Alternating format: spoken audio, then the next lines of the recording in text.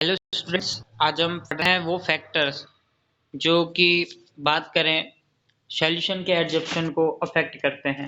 Adsorption from solution factor affecting means the adsorptions from solution by solid absorbent is found to depend upon the following factor. मिस हम बात करें जो अधिशोषण है solution से solid के द्वारा, तो बात करें एब्जॉर्बेंट, जो सॉलिड एब्जॉर्बेंट है is found to depend upon the following factor. जो सॉलिड एब्जॉर्बेंट है वो ऐसा पाया जाता है कि ये निम्नलिखित फैक्टर्स पे डिपेंडेंट होते हैं। जैसे कि बात करें nature of the absorbate and absorbent, absorbate और एब्जॉर्बेंट के नेचर पे।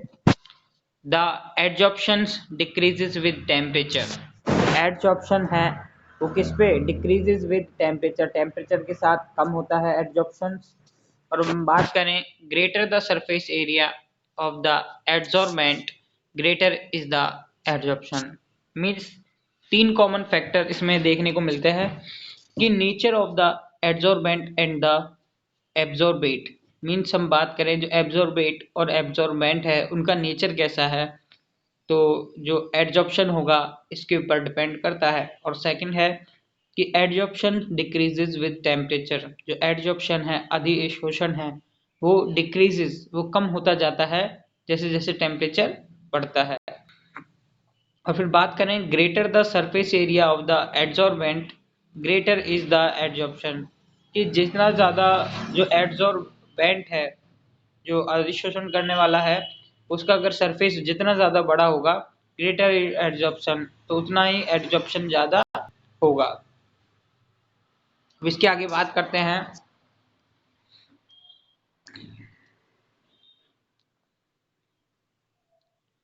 चौथा और लास्ट पॉइंट इसी में ही, कि concentration of the solute in the solution, कि जो सल्यूट है उसकी सॉल्यूशन में कंसंट्रेशन कितनी है ये उस पर भी डिपेंड करता है। अब फिर नेक्स्ट बात करते हैं पॉजिटिव और नेगेटिव एडजॉर्प्शंस। तो पॉजिटिव और नेगेटिव एडजॉर्प्शन, पॉजिटिव बात करें धनात्मक व ऋणात्मक अधिशोषण, तो ये क्या होते हैं इनके बारे में हम देखते हैं।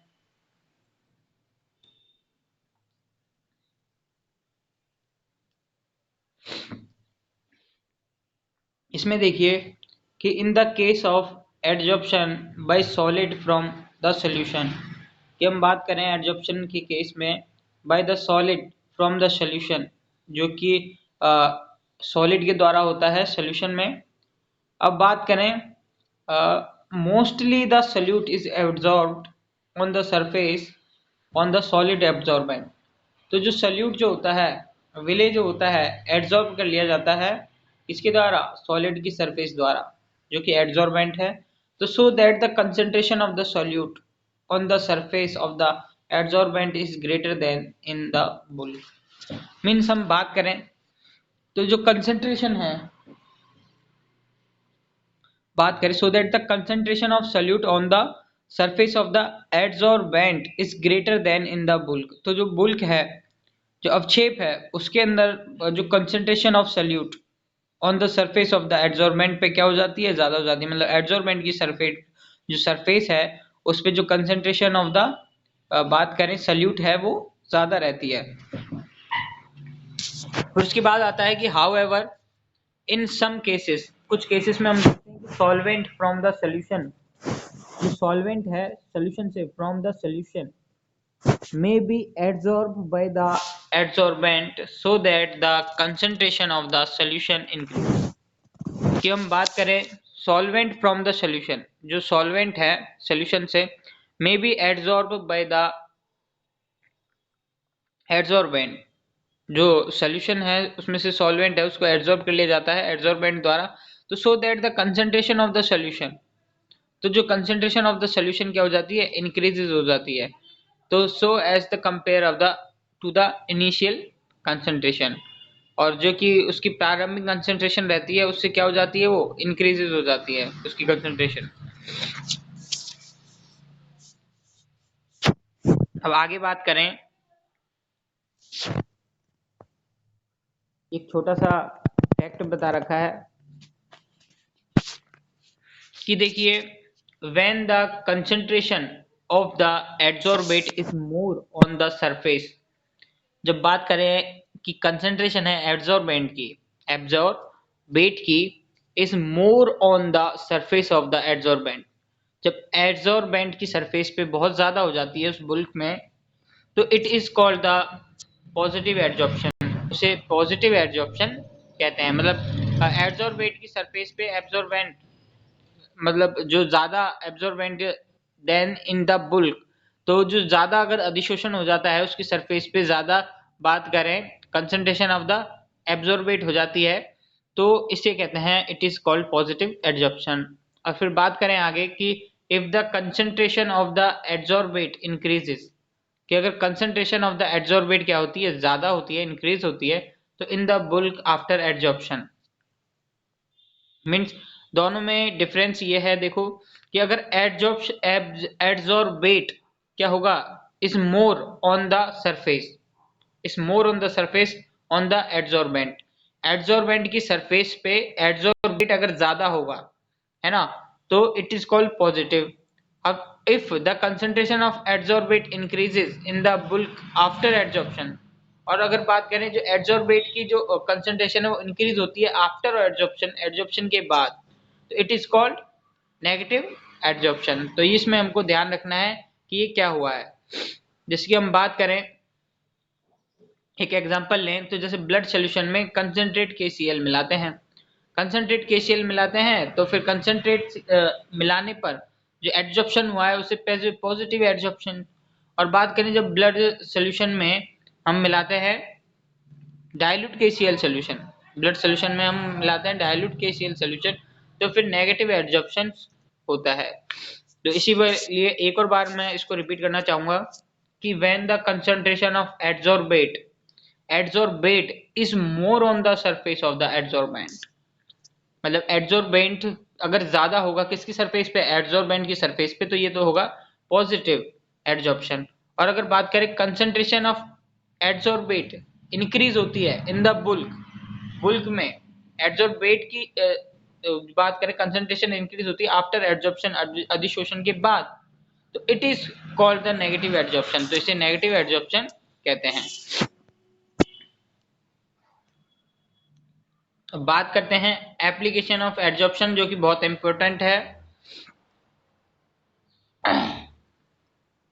देखिए the phenomenon of the adsorption find a number of the application, important application are given follow, the first application are the production of high vacuum, means production of high vacuum, in production of high vacuum a bulk of charcoal cooled in a liquid air, कि जो bulk of charcoal है, charcoal का एक बात करें piece है जो टुकड़ा है, वो क्या करता है कूल्ड इन ए लिक्विड, उसे हम जब लिक्विड में एयर में ठंडा करते हैं तो कनेक्टेड टू ए वेसल, और एक वेसल से एक पात्र से जोड़ के रखते हैं, एक पात्र में रखते हैं, तो which has already been exhausted as a possible by a vacuum pump, और फिर उसमें कोशिश करते हैं कि उसे कहाँ पे व्यवस्थित कर सकें, वैक्यूम पंप में व्यवस्थित कर सकें।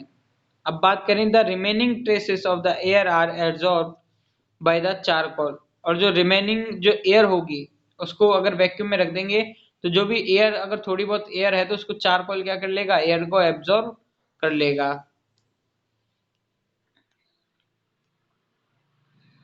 And produced high very high vacuum, भाई अगर उसको हमने किसी पात्र में रखा चारकोल को, उस पात्र में जितनी भी एयर थी, भाई जितनी एयर है उसको क्या कर लेगा, ये एब्जॉर्ब कर लेगा, एब्जॉर्ब कर लेगा तो इसमें एयर कम हो जाएगी, अगर इसमें एयर कम हो जाएगी तो हाई वैक्यूम, जो वैक्यूम था ना उसमें भी क्या होगा, हाई लेवल का वैक्यूम हो जाएगा, थोड़ी बहुत भी गैस नहीं रहेगी उसमें।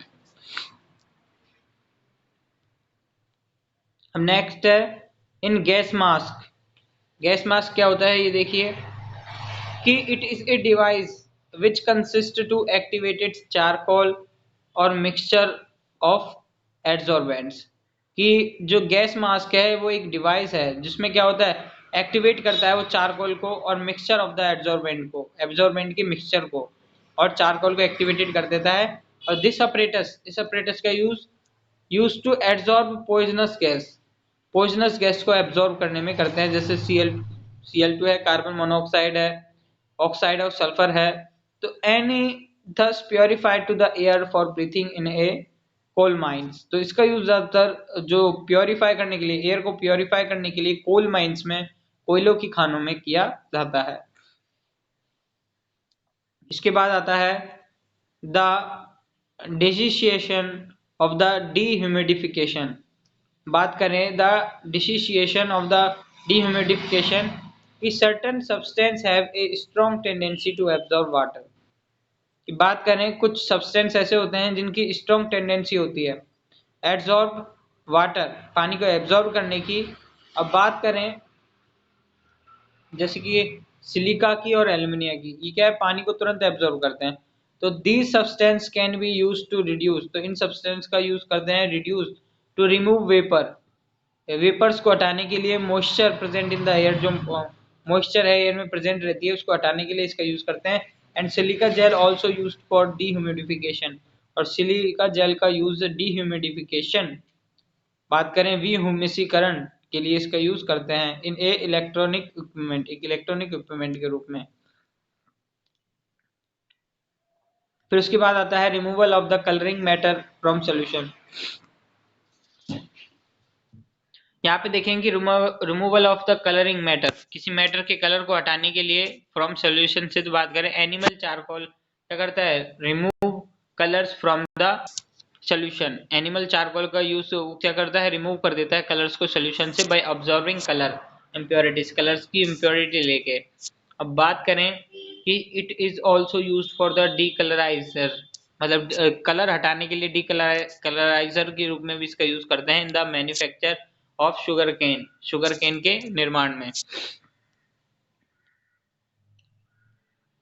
और फिर बात करें हेटेरोजेनस कैटलिस्ट, तो most heterogeneous catalyst reaction produced through the adsorption of the gases reactant on the solid catalyst for example। की बात करें जो heterogeneous catalyst है उसके बारे में हम बात करें एक कि मोस्टली जो heterogeneous catalyst जो होते हैं, कैटलिक जो रिएक्शन होती है वो प्रोसीड थ्रू द एडजॉर्प्शन, वो एडजॉर्प्शन के थ्रू होती है। जैसे gases reactant on solid catalyst, जैसे सॉलिड कैटलिस्ट पे जो गैसेस रिएक्टेंट काम करते हैं, ये इसका एग्जांपल है। तो हेटेरोजेनस कैटेलाइसिस में भी इसका यूज होता है।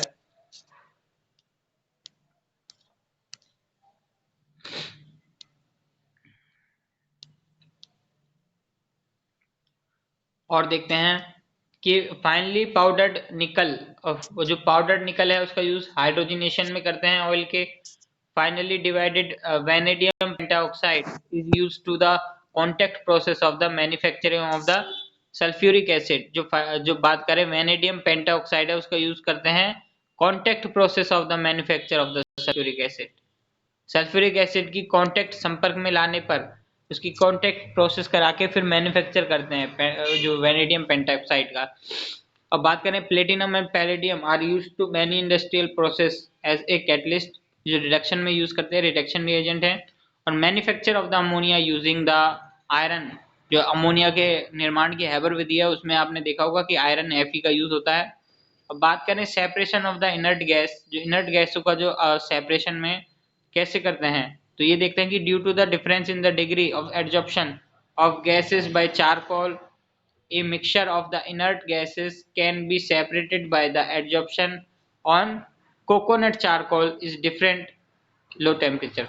मीन्स हम बात करें कि due to difference in the degree of adsorption of the gases by charcoal की अलग अलग डिग्री का जो बात करें एडजॉर्प्शन की जो क्वांटिटी है वो अलग अलग है। तो a mixture of inert gas can be separated by adsorption. तो बात करें जो इनर्ट गैस है उसको उसका जो मिक्सचर है वो हम एडजॉर्प्शन के थ्रू अलग कर सकते हैं, सेपरेट कर सकते हैं on coconut charcoal, coconut charcoal से एट डिफरेंट लो टेम्परेचर, और डिफरेंट लो टेम्परेचर पे हम इसको प्राप्त कर सकते हैं। इसके बाद नेक्स्ट पॉइंट आता है कि सॉफ्टनिंग हार्ड वाटर, पानी को सॉफ्ट करने के लिए कि the hard water is made to pass through a column pack with zeolited, मतलब जो हार्ड वाटर है उसको made to pass through a column pack, उसको जो जियोलाइट के जो कॉलम होते हैं उसके अंदर होके गुजारते हैं, और जो कि जियोलाइट का फार्मूला है सोडियम एल्यूमिनियम सिलिकेट। तो पानी को सॉफ्ट करने में, हार्ड वाटर को सॉफ्ट करने में वो काम आता है। फिर बात करें deionisation of the water, means the softening water can be deionized by removing all dissolved salt with the help of the cation and anion exchanger resin। Means हम बात करें जो पानी को सॉफ्ट करने के बाद, सॉफ्टनिंग वाटर कैन बी डीआयनाइज्ड, उसका क्या करना पड़ता है, डीआयनाइज्ड करना पड़ता है by removing all dissolve salt, जो उसमें जितने भी साल्ट मिले हुए होते हैं उसको हटाकर, with the help of the cation and anion exchanger, किसकी सहायता से, कैटायन और एनायन एक्सचेंजर की सहायता से। अब बात करें इन करिंग डिजीज, डिजीज में कैसे यूज करते हैं कि a number of the drugs are absorb, जो बहुत सारे जो ड्रग्स हैं absorb on the germ and kill them, वो क्या करते हैं, एब्जॉर्ब करते हैं और जर्म और जो कीटाणु हैं और उनको क्या करते हैं, किल करते हैं। और these are the absorbed on the tissue, और बात करें ये कहाँ पे एब्जॉर्ब, जो टिश्यू है उसके द्वारा एब्जॉर्ब कर लिए जाते हैं, और क्या करते हैं, हीट देम, और उनको हीट देते हैं। तो आज का हमारा जो टॉपिक था वो यही था। फिर उसके बाद हम बात करें, दो इसके पॉइंट और हैं कि क्रोमेटोग्राफिक,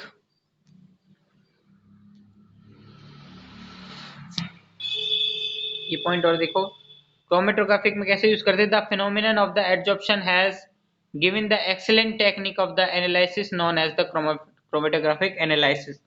जो घटना है एडजॉर्प्शन की, वो क्या देती है, एक एक्सीलेंट टेक्निक देती है to known as the chromatic analysis, chromatic analysis को देखने के लिए, कि द टेक्निक फाइंड, जो टेक्निक है find a number of the application of the analytical and the industrial field. और ये जो टेक्निक है इसका यूज कई, इसके जो एप्लीकेशन है उसका use analytical and the industrial fields में इसका बहुत यूज करते हैं। अब बात करें, chromatographic technique is based on A differential adsorption on the different constituent of a mixture. जो बात करें इंडस्ट्रियल, जो क्रोमेटोग्राफिक टेक्निक है वो किस पे बेस्ड होती है, डिफरेंशियल एडजॉर्प्शन में, एक विभेदीकरण अधिशोषण पे, जो कि डिफरेंट कंस्टिट्यूएंट, डिफरेंट डिफरेंट जो पदार्थों की बात करें ऑफ मिक्सचर, जो उनका जो मिक्सचर होता है उस पर अलग अलग होती है। अब बात करें इन डाइंग, मतलब रंगाई में कैसे इसका यूज करते हैं, ये देखिए कि many dyes get absorbed on the cloth, जो बहुत सी ऐसी डाई होती हैं जो कपड़ों द्वारा जो एब्सॉर्ब कर ली जाती है, यूज ऑफ द मोरडेंट्स, मोरडेंट्स के द्वारा। अब बात करें कैटलिस्ट, क्या है कि कैटलिस्ट जैसे substance which speed up and speed down a chemical reaction. Catalyst वो है जो किसी सब्सटेंस की जो क्या है, विच स्पीड अप, उसकी स्पीड बढ़ा देता है, स्पीड डाउन कर देता है, down a chemical reaction, chemical reaction में without itself being used up, और खुद को यूज हुए बिना, and at the end of the reaction, और रिएक्शन के लास्ट में the phenomenon is the known as catalyst.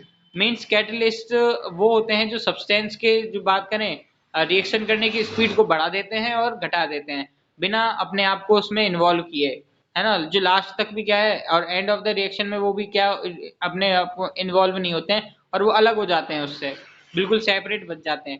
तो इस तरीके की जो फिनोमिनन है उसको क्या कहते हैं, कैटेलाइसिस, कैटेलाइसिस कहते हैं। तो आज का हमारा टॉपिक इतना ही था, और नेक्स्ट देखेंगे हमारी नेक्स्ट क्लास में।